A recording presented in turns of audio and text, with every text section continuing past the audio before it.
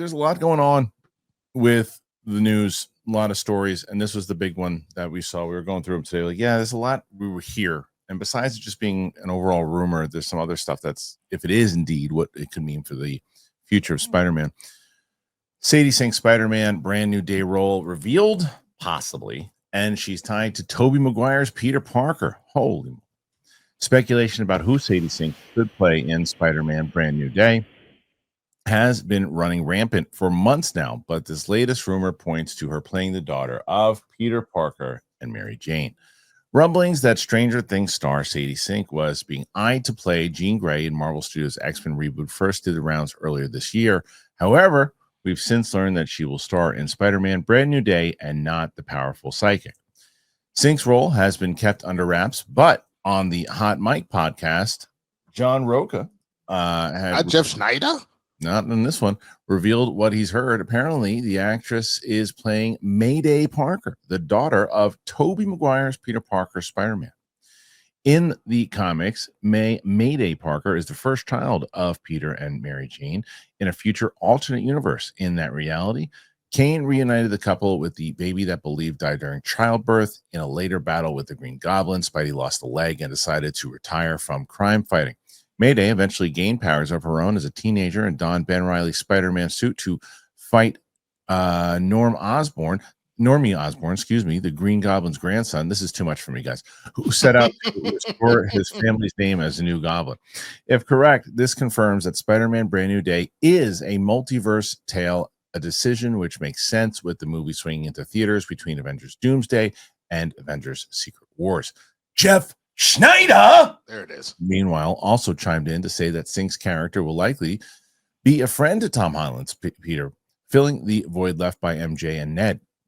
He added that Mr. Negative will be Spider-Man Brand New Day's villain, with a secondary female villain likely played by Sarah Snook. Snyder also didn't discount the possibility of Stephen Yeun playing the MCU's Martin Lee.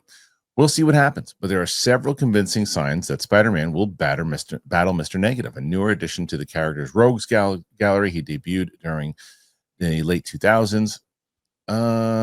Destin Daniel Cretton could do a lot with it.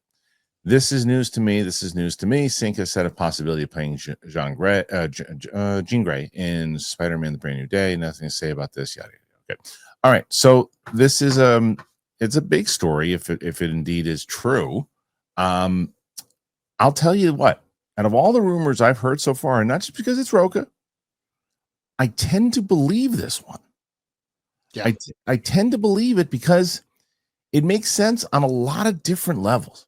It makes sense on the fact that, okay, well, first of all, could I see her playing Kirsten Dunst's daughter? Sure can. Can I see her being part of the multiverse in general and almost playing like what Gwen did in Beyond the Spider-Verse? Yeah.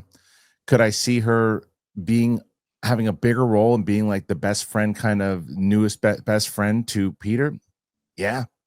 And does it make sense that that's how you could tie in Toby again, and you can tie in the multiverse stuff and leading into the new the new Avengers movies? It seems like it adds up. I don't know, but Coy, you hear this? You're the Spider-Man guy. What do you say? You know, a lot of times, especially for my business, I got to find ways to send people cashish. I got to send them cash. And it's so frustrating, some of these programs, whether you get a big fee that they include. It's like, oh, we're going to take, we can send it, but we're going to take 80%. It's like, what? And sometimes you send the money by accident to the wrong person, and you're like, oh, no, how do I get that back? And or sometimes you just try to get the cash, and then it's like, oh, no, there's a processing delay, and they don't really tell you why. Well, not anymore, because Cash App, that's the way to go. Why? Cash App is a safe, it's easy, it's a fast way to send, receive, and transfer money to family and friends. It's so easy to get started. It's like, you know, I get frustrated with stuff quick. I didn't have to call Brett for this one. I just did it. I just signed up. Money shows up right away. You don't have to wait around for days. It's your money. You don't have to wait for it. And the best part is that they also have your back. It's about sending money. And if you're going to send money and you're going to send it to a sketchy account or a scam, there's a warning that pops up.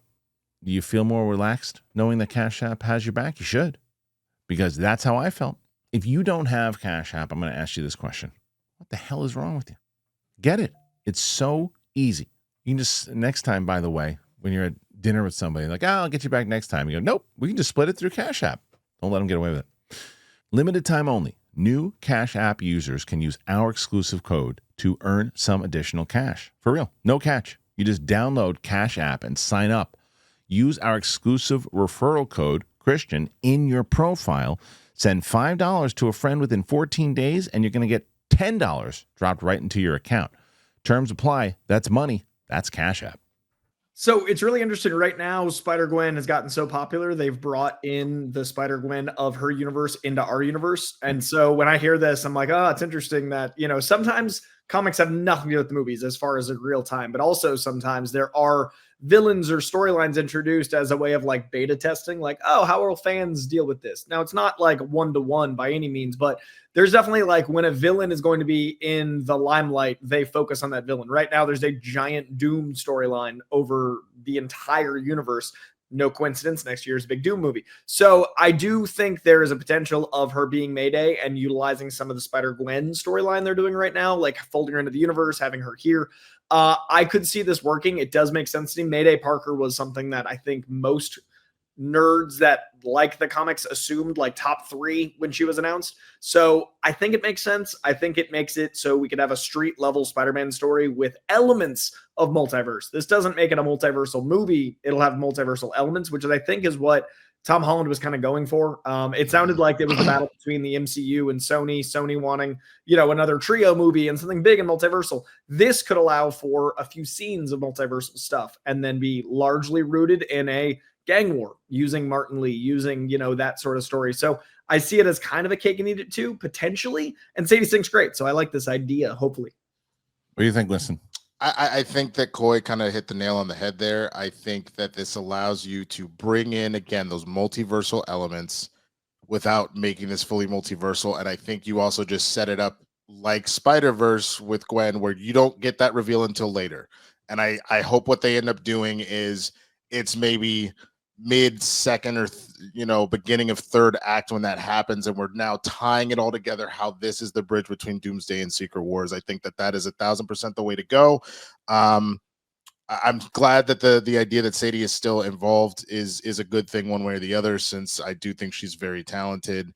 But yeah, if as long as we really do keep this Spider-Man centric until we have to, that is the one thing I am begging, is let's keep this as street level as it possibly can be until we don't have a choice. And again, it's the bridge between the two, so I think that works. But yeah, this is good. I think this is good. Yeah, I think. Go ahead, Coy. Sorry, one last note.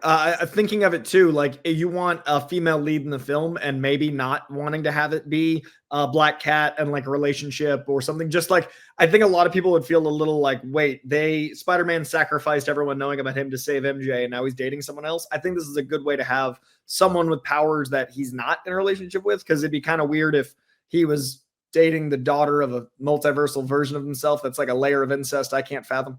So like, I think it's an interesting way to have someone with powers and a female lead for the sake of characters and, you know, action figures and all the stuff you need for the business side. But story wise, it also allows the character not to be like betraying MJ. So I think it's a cool way to have a female with powers that isn't like, I don't like Jackpot. Like when Mary Jane has powers, I think that's really dumb. So stuff like that, we're working into the narrative this way.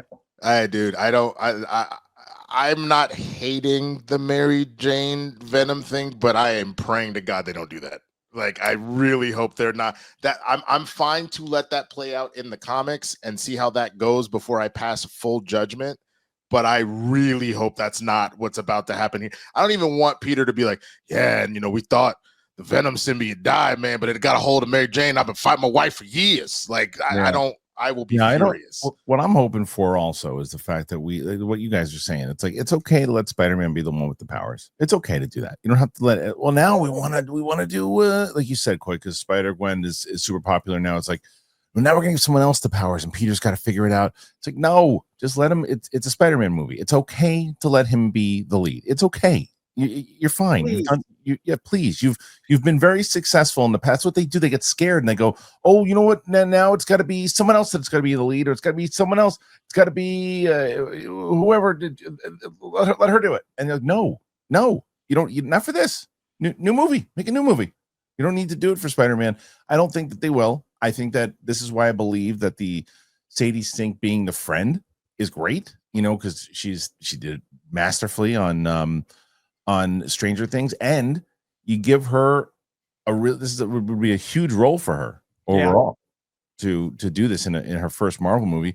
Now, yeah, Jean Grey would have been pretty exciting also, but maybe they're just not going that road, That's And we have some Jean Grey casting rumors later in the episode, right? I think so, yeah. So, all right, let's get. Well, first, let me just ask you guys: what do you make of all this? You think this is something that's possible, probable? Is it inevitable? Go ahead and put your thoughts in there.